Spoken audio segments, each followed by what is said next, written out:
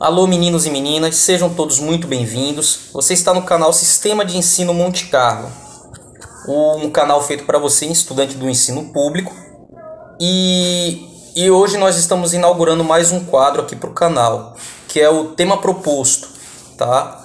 Um inscrito do canal, na verdade foi uma solicitação, um pedido de ajuda sobre o tema imigração alemã no Brasil, tá? E esse pedido de ajuda acabou se tornando tema para esse quadro que estamos inaugurando hoje.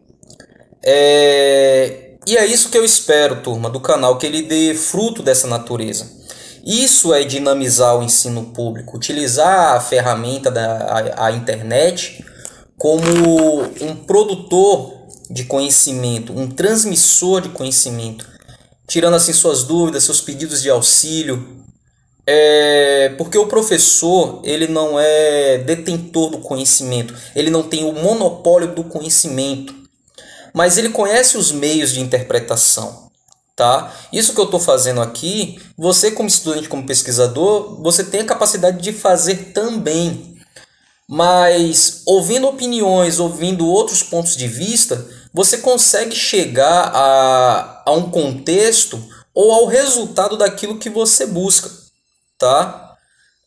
Não é aquela verdade impositiva, mas a possibilidade de questionar e de analisar vários pontos de vista sobre um tema.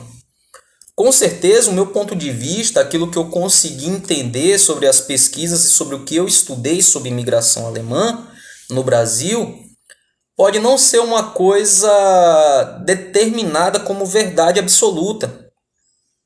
Possivelmente alguém vai nos comentários questionar e vai mostrar um ponto de vista diferente. E a partir daí se construir um debate, até se chegar a um consenso ou a não se chegar a consenso algum. É dessa forma que são construídas as teses, né? Então, turma, dito isso, não se esquece de deixar o seu like, o seu comentário. Se você ainda não é inscrito do canal, torne-se inscrito, compartilhe, deixe seus temas propostos, as suas dúvidas, né? Temos também o quadro Professor Responde e dinamizar assim o ensino público, tá? Dito isso, o tema imigração alemã no Brasil é um momento da história que está às vésperas de se completar 200 anos. Isso ocorreu no século no século XIX, em 1824, tá? O contingente inicial desse processo de imigração foram 39 pessoas, e elas partiram em direção à região do Rio Grande do Sul, tá? Eles foram incentivados pela imperatriz Leopoldina, esposa do imperador Dom Pedro I, e foi incentivado por ela e subsidiado pelo governo imperial do Brasil, certo? O interesse brasileiro nessa imigração era a ocupação e o desenvolvimento territorial. Ocupação e desenvolvimento do estado que seria ou que viria a ser o Rio Grande do Sul. Porque essa região ela era disputada por Brasil e Espanha.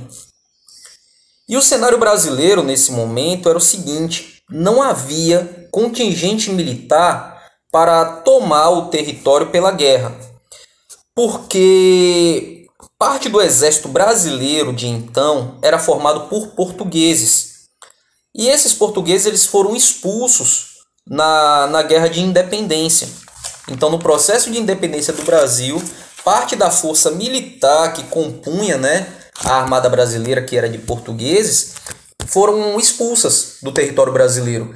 Então, o Brasil não tinha contingente militar naquele momento para se introduzir nessa guerra, o que poderia ter sido uma guerra, né?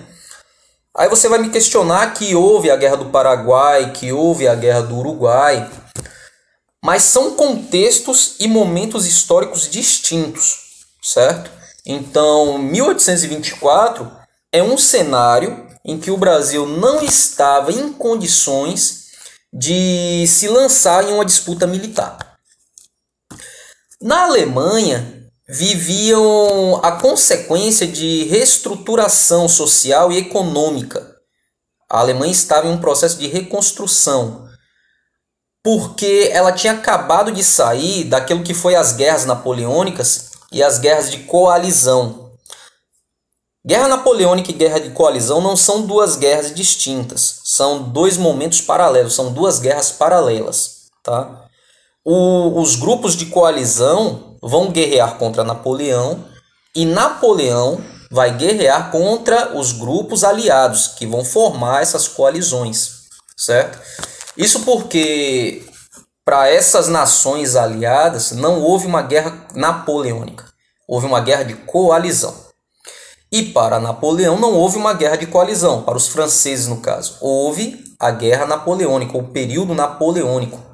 Tá? Então, a depender da nação, a depender do ponto de vista que se analisa a história, um evento ele pode ter um nome distinto, certo?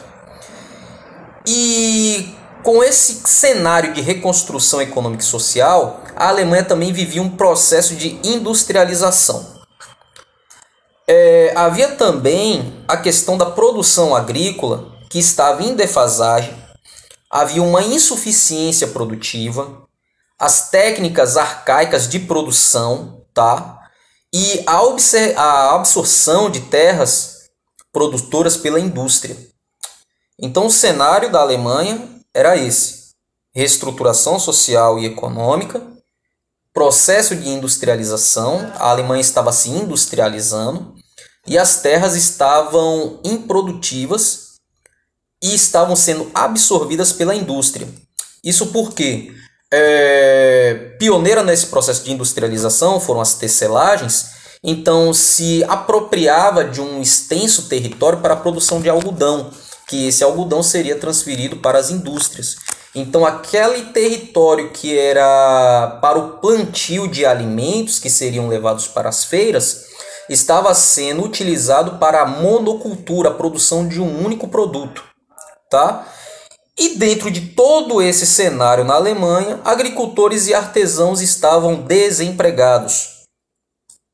Então, a imigração alemã para o Brasil foi uma estratégia de exercer posse e domínio do Império Brasileiro sobre a região rio-grandense, e para a população imigrante foi uma oportunidade de recomeçar a vida fora da Europa. E isso tudo foi subsidiado pelo Império Brasileiro.